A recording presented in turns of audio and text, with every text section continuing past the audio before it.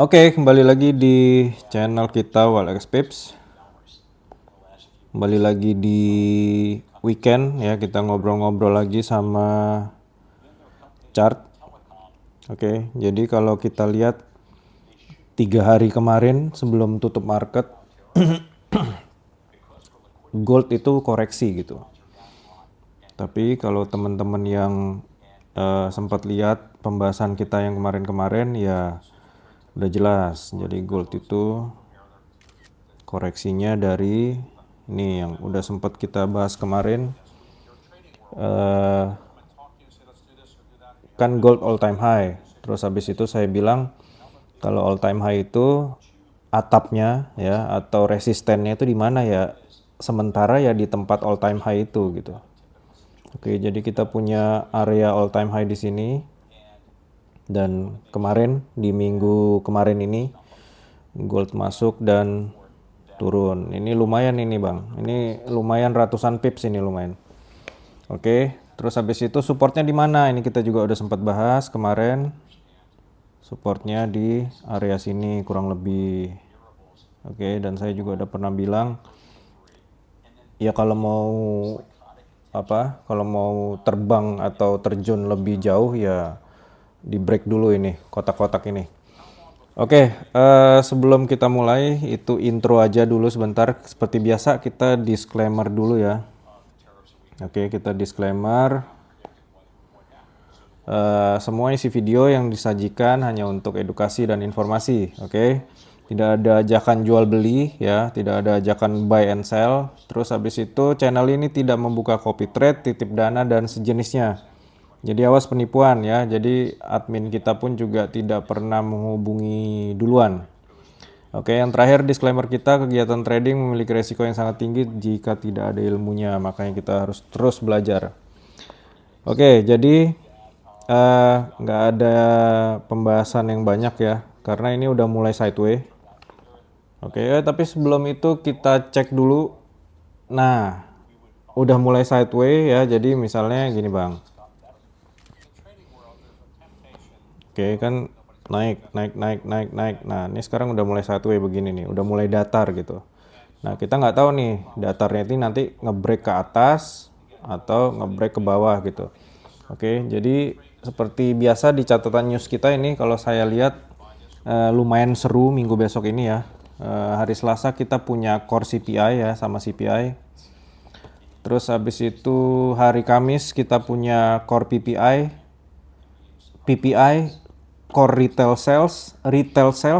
Terus habis itu ada unemployment claim sama ada pidatonya Powell di jam berapa nih ya? Pokoknya setelah unemployment claims gitu.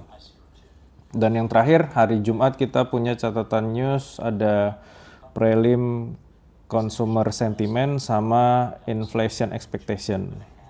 Oke, jadi angka-angka yang nanti keluar pada saat news itu pastinya akan mempengaruhi pergerakan gold gitu, karena gold ini bergerak sentimen terbesarnya itu otomatis adalah US dollar. Oke, kita mau bahas apa ini? Tadi yang seperti saya bilang, ini udah mulai melandai pergerakannya ya. Jadi kita tinggal tunggu dua area ini. Satu lagi ini. Jadi di antara dua area ini nanti mana yang akan dia break, itulah dia penerusan yang akan dia lakukan.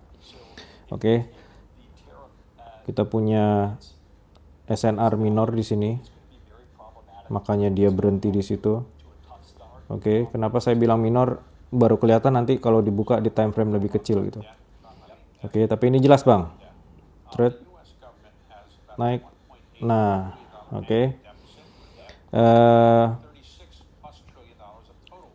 Untuk pergerakan jangka panjang daily tadi seperti tadi dua zone itu ya. Jadi kita tunggu nanti news di hari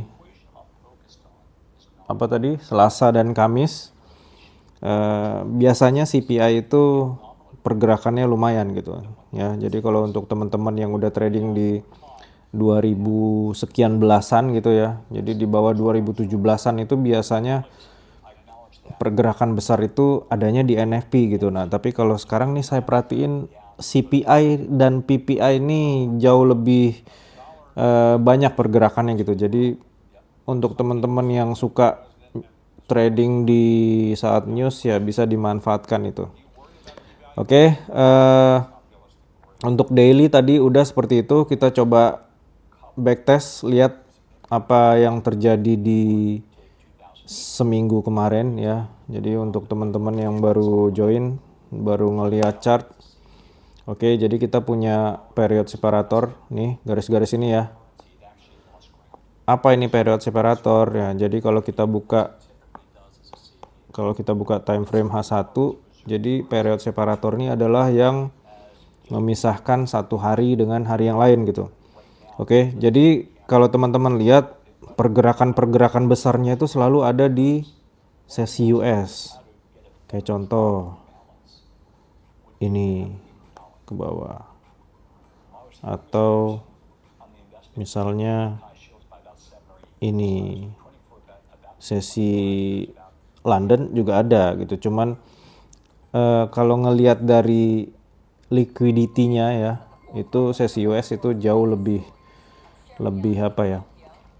Kita bisa ngelihat lebih jelas lah pergerakan market itu akan kemana gitu. Oke, kita intip-intip sebentar apa yang terjadi di minggu lalu ya. Jadi kalau kita lihat ini kita punya satu zone di sini. Ini yang waktu hari Jumat ya. Kenapa saya ambil di situ? Ya, turun. Oke, makanya dia naik ke atas. Oke, jadi gimana sih trading gold itu yang enak gitu ya? Contoh nih Bang, contoh. Ini di hari Jumat kemarin.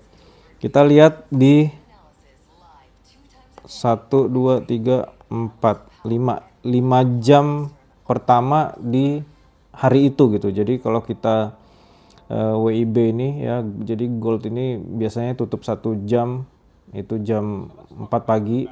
Saya lupa ya, sekarang nih jam 4 pagi apa jam 5 ya, karena ada daylight saving time itu selalu berubah-berubah tuh di setiap hari, di setiap bulan Maret dan Oktober atau November gitu. Ya, jadi setelah open market itu udah pasti di garis ini nih. Ya, jadi nanti hari Senin open market tuh udah pasti di garis ini. Ini kalau kita lihat 5 jam pertama dia turun, habis itu dia naik, Bang. Dia naik. Nah, otomatis kemungkinan besar kalau memang mengikuti tren, dia akan mengikuti pergerakan dari sejak paginya tadi gitu. Oke, jadi kalau kita lihat ini sebagai contoh sesi US masuk, banyak peluang nih Bang. Nih kayak contoh satu di sini. Kenapa saya ambil di situ? Ya itu udah jelas SNR gitu. Oke, dia masuk dan dia naik gitu. Contoh lagi kayak misalnya di hari sebelumnya, di hari Kamis, kita backtest tipis-tipis. Oke, jadi kita lihat open market di sini, dia sempat naik, turun. Oke, terus habis itu masuk sesi US, kita punya zone kurang lebih. Oke, break, masuk sesi US, dia ikut turun. Oke, jangan dikira dua candle H1 ini pergerakannya dikit gitu. Coba kita lihat. Dari sini sampai sini. Tuh. Jadi untuk teman-teman yang mungkin selama ini di currency, lihat nih Bang. Ini pergerakan candle yang cuma sedikit ini aja udah 700-an nih, lihat yang ini ya. Ini saya tarik nih, lihat yang ini. Nih dari atas ini, mungkin kalau mau diujungin sekalian dari atas ini sampai bawah. Tuh, 800 pips. Oke. Kita punya SOP 50 pips kabur gitu. Ini udah terbukti, ini udah dipraktekin sama sekian banyak teman-teman kita ya di komunitas kita yang dulu yang sekarang udah nggak aktif ya.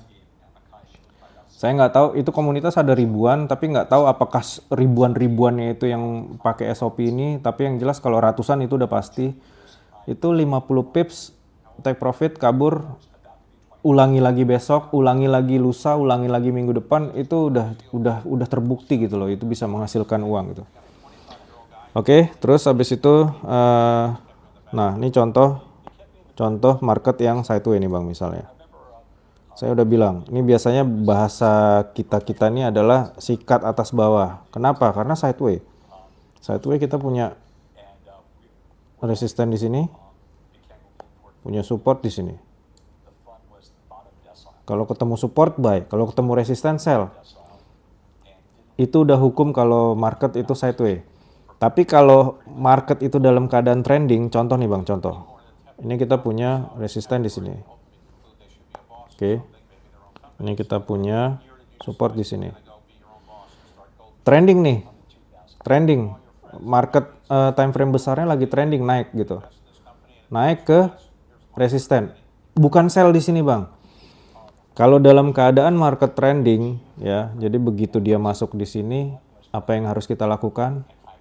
Buy kita itu wajib di take profit di sini, wajib di close. Terus habis itu kita apa yang kita tunggu? Tunggu si resisten ini kena break, habis itu kita cari peluang untuk naik lagi. Begitu caranya kalau trading, bedanya trading dalam keadaan trending sama sideway gitu. Jadi kalau sideway kita boleh pakai ini ya, tadi sikat atas bawah, ketemu resisten sell, ketemu support buy. Tapi kalau kalau pada saat market yang lagi trending kuat ya nggak kayak gitu.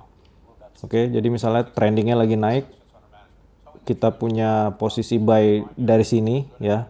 Mungkin ini awal pergerakan si harga itu naik gitu, tapi mungkin kita buy-nya dari sini, mungkin kita dapat konfirmasi di sini gitu kan. Nah, pada saat sampai di sini tugas kita itu bukan mikirin sell, bukan Bang. Jadi tugas kita itu adalah tutup posisi yang buy kita yang di sini dan di sini. Kalau ini nanti break, baru kita lanjut cari lagi buy. Oke. Begitu juga sebaliknya, misalnya resisten, support, market time frame besar, trennya lagi turun, dia turun sampai di sini, bukan buy di sini Bang, bukan. Begitu harga sampai di sini, apa yang kita lakukan? Sell kita yang di sini, atau mungkin di sini, itu sampai di sini harus close. Oke, begitu ini kena break, baru kita cari peluang untuk sell lagi. Buka time frame kecil, cari breakout di mana, cari support lagi yang lain yang kena break, atau misalnya ada resisten yang bagus gitu ya, tren besar turun, ada resisten bagus, dia masuk ke resisten itu udah hantem di situ. Pasti harga itu ngikutin. Oke, sementara ini dulu, kita lanjut lagi nanti di besok-besok lagi video-video kita yang selanjutnya. Ingat CPI hari Selasa, PPI hari Kamis ya. Terus setelah PPI itu penutupannya di hari itu si Powell mau pidato ya. Jadi biasanya kalau dia begitu good afternoon aja tuh harga udah mulai acak-acakan untuk gerakannya. Oke, sementara gitu dulu, sampai ketemu lagi Bang di video kita yang selanjutnya. Semangat.